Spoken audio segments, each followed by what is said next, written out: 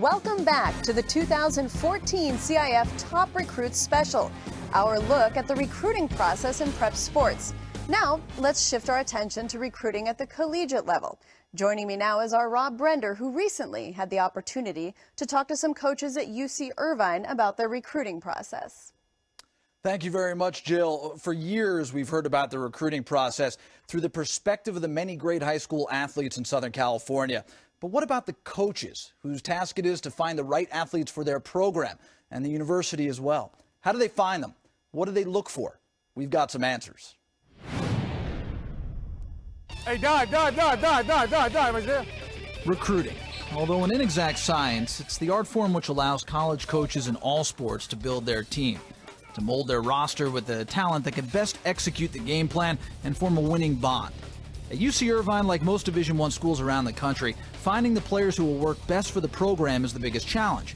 In his 7 seasons as head coach of the Anteaters women's soccer team, Scott Juniper has built the squad into an annual Big West contender. He believes most Division I coaches are searching for the same prototype in athletes' foundations. At the Division I level, you have to have a foundation of athleticism. If you don't have a solid foundation of athleticism, then it's going to be very, very difficult for you to compete. And then you're looking for, as well as the players that fit the roles that you're looking for. Over and above that, you're looking for players that enjoy competing at the highest level. The quantity of contacts that we get from coaches, the potential student athletes, as well as from the recruiting services, it's huge. You know, the volume of information that we get is quite epic. I'll post the hand, or I'll snap the hand. If they try to go underhook, then I'll drag it. Because student athletes are being recruited at such a young age, predicting the athlete's maturation is a difficult part of the process for coaches. We start evaluating when they're in their freshman year and a lot in their sophomore year. So, you're predicting a couple to 3 years out before they're even going to be on campus. And you're also hoping that player is going to be peaking, that they're going to continue to get better through their senior year. So you're trying to identify talent in its potential that's going to grow for another 6, 7 years and beyond. So it's difficult. In many coastal communities, water polo is quickly growing into one of the more popular sports in the pool. However, as a growing sport, there's still a very small group of talent to pick from. That creates its own set of challenges for UCI head coach Dan Klatt and his competitors. We have a very small community, so you're going to listen to the club coaches and the high school coaches and who they're talking about. And then you're going to go out and you're going to watch as many games as you can possibly watch. I think in our sport, there's a few keys that make it a really good athlete identifiable at not too early of an age, but definitely early in their high school careers. Ultimately, it appears there's a science to the process, but sometimes finding the right recruit has a little bit of luck involved. Each recruiting experience is so unique, and the way that a student athlete finds a college and a college finds that student athlete it can take a multitude of different pathways, really. So you've got to be, if you're not looking for those opportunities, they're gonna pass you by. So we have the perfect class, and we just have to stay open to the opportunities that come our way. So, Rob, what about recruiting relationships that are formed after all the texts and emails and visits?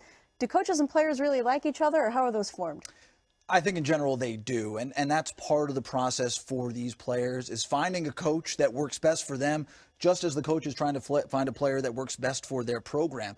So there has to be some unity there, and it becomes almost a family-like environment after a little while. That makes sense.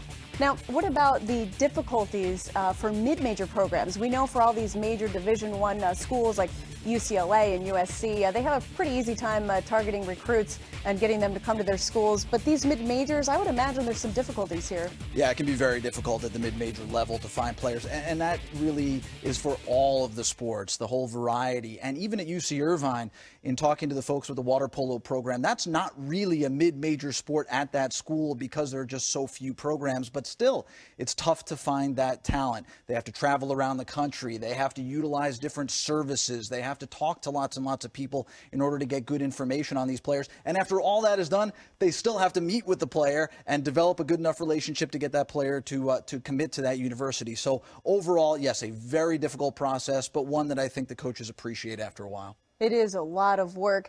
Speaking of work, I know schools spend a great deal of time trying to avoid recruiting violations. We hear so much of the headlines are about schools that have committed them. What about at mid-major schools? Are there still a lot of schools cheating or committing violations, or do we have a handle on this now? Well, the NCAA has put forth over the last decade or so a tremendous list of the things that would qualify as a recruiting violation or just a violation in general. The handbook has to be as thick as the Bible. I mean, it's a very, very long list. With that said, it's tough to avoid some of the small things that could be constituted as a violation, and it's also difficult to avoid some of the big things in recruiting, such as reaching out to a player from high school when you're not supposed to. There are certain times when you're allowed to do so. And really, we've seen in the past with the University of Miami and all the sanctions that were brought down on them because of problems recently, and even a decade ago with Luther Campbell and that issue there, USC with Reggie Bush, the list goes on and on. It can be tough to avoid the small stuff. The big things are, I think, what the universities are looking out for. And a lot of that also, to shift to a different angle with this, is parlayed into self-reporting. There's a lot of self-reporting that has to go on, and I think the NCAA would miss a lot of violations if they didn't expect the schools to report the violations themselves. Okay. Thanks for that, Rob. We really appreciate that.